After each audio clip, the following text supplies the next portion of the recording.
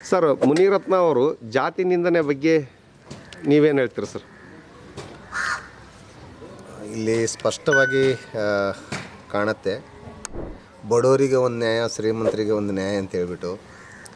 ಮೊನ್ನೆ ಒಂದು ಕೇಸ್ ಏನಾಗಿತ್ತು, ಕೇಸ್ ಆದಾಗ ಸಹಜವಾಗಿ ಎಲ್ಲರಿಗೆ ಹೇಗೆ ಕೇಸ್ ಆಗುತ್ತೆ ಅದೇ ರೀತಿ ಕೇಸ್ ಆಗುತ್ತೆ ಅಂತ. ಬಟ್ ಅವ್ರು ಬಂದಿರತಕ್ಕಂಥ ಸ್ಪೀಡ್ ಏನಿದೆಯಲ್ಲ ಹೊರಗಡೆ, ನಿಜವಾಗಲೂ ಇವತ್ತು ಎಲ್ಲರ ಒಂದು ಏನು ಮನಸ್ಸಲ್ಲಿ ಒಂದು ಪ್ರಶ್ನೆ ಉದ್ಭವ ಆಗ್ಬಿಟ್ಟಿದೆ.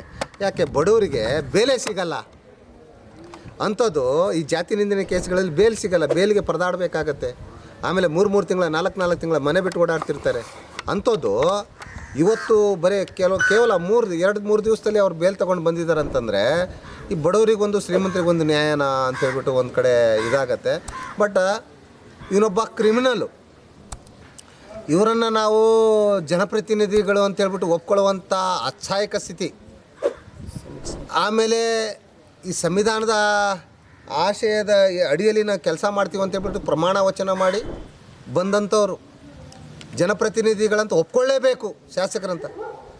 ಆದರೆ ಇವತ್ತು ಒಬ್ಬ ಕ್ರಿಮಿನಲ್ನ ನಾವು, ನಮ್ಮ ಹೊರ ರಾಜ್ಯದಿಂದ ಬಂದಿರತಕ್ಕಂಥವ್ರನ್ನ ನಾವು ನಮ್ಮ ಈ ಕ್ರಿಮಿನಲ್ಗಳನ್ನು ನಾವು ಸಾಕ್ತಾಯಿದ್ದೀವಿ.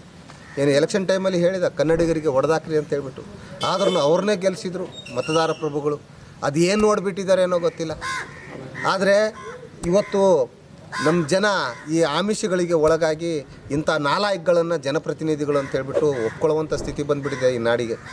ಹಾಗೆಯೇ ಎಂತೆಂಥ ಬ್ಲ್ಯಾಕ್ ಮೇಲು, ಹನಿ ಟ್ರ್ಯಾಪ್ ಮಾಡೋದು, ಏನೋ HIV ಸೋಂಕಿತರನ್ನ ಹನಿ ಟ್ರ್ಯಾಪಿಗೆ ಬಳಸ್ಕೊಂಡು ಇವರು ಇಂಥ ಒಂದು ಏನು ನೀಚ ಮನಸ್ಥಿತಿ ಉಳ್ಳವರಿದ್ದಾರೆ. ಇಂಥವರಿಗೆ ಯಾವ ಶಿಕ್ಷೆ ಕೊಟ್ಟರೆ ಹೇಗಿರುತ್ತೆ, ಇಂಥವರು ದಯವಿಟ್ಟು ರಾಜೀನಾಮೆ ಕೊಟ್ಟು ಈ ರಾಜಕೀಯದಿಂದನೇ ಹೊರಗಾಕಬೇಕು. ಇಲ್ಲಾಂದರೆ ನಾನು ಒಂದು ವಿಷಯ ಹೇಳಲಿಕ್ಕೆ ಇಷ್ಟಪಡ್ತೀನಿ, ದಯವಿಟ್ಟು ಕನ್ನಡಿಗರೇ ಎಚ್ಚೆತ್ಕೊಳ್ಳಿ.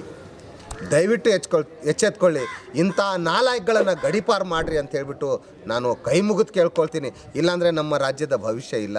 ಇಂಥ ನಾಲಾಯಕ್ಗಳ ಕೈಯಲ್ಲಿ ನಾವು ರಾಜಕೀಯ ಏನು ನಮ್ಮ ಪ್ರಜಾಪ್ರಭುತ್ವವನ್ನು ಕೊಟ್ಬಿಟ್ಟು ನಮ್ಮ ಜನಗಳನ್ನು ಸೇವೆ ಮಾಡಿ ಅಂತಂದರೆ ನಮ್ಮ ಜನಗಳನ್ನು ಬಿಡ್ತಾರೆ ಇವರು.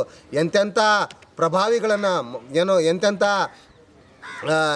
ಪವರ್ ಇದ್ದಂಥವ್ರಿಗೆ ಇವ್ರು ಹನಿ ಟ್ರ್ಯಾಪ್ ಮಾಡಿ ಅದು HIV ಸೋಂಕಿತರನ್ನ ಕಳಿಸ್ಬಿಟ್ಟು ಹಿಂಗೆ ಮಾಡ್ತಾರಂತಂದರೆ ನಮ್ಮನ್ನೆಲ್ಲಾದರೂ ಒಂದು ಬಾಡೂಟಕ್ಕೋ ಕರೆಸಿಯೋ, ಎಲ್ಲ ಒಂದು ಸಮಾಜ ಸೇವೆ ಮಾಡ್ತಾಯಿದ್ದೀನಿ ಬರ್ರಿ, ಇಲ್ಲ ಯಾವುದೋ ಒಂದು ದೇವ್ರದ್ದು ಪೂಜೆ ಮಾಡ್ತಾಯಿದ್ದೀನಿ ಬರ್ರಿ ಅಂತೇಳಿ ಊಟದಲ್ಲಿ ಪಾಯ್ಸನ್ ಕೂಡ ಬೆರೆಸ್ಲಿಕ್ಕೆ ಹೇಸೋದಿಲ್ಲ.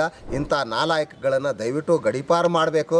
ಇಲ್ಲಾದರೆ ನಾವು ಹೋರಾಟವನ್ನು ಹಮ್ಮಿಕೊಳ್ತೀವಿ,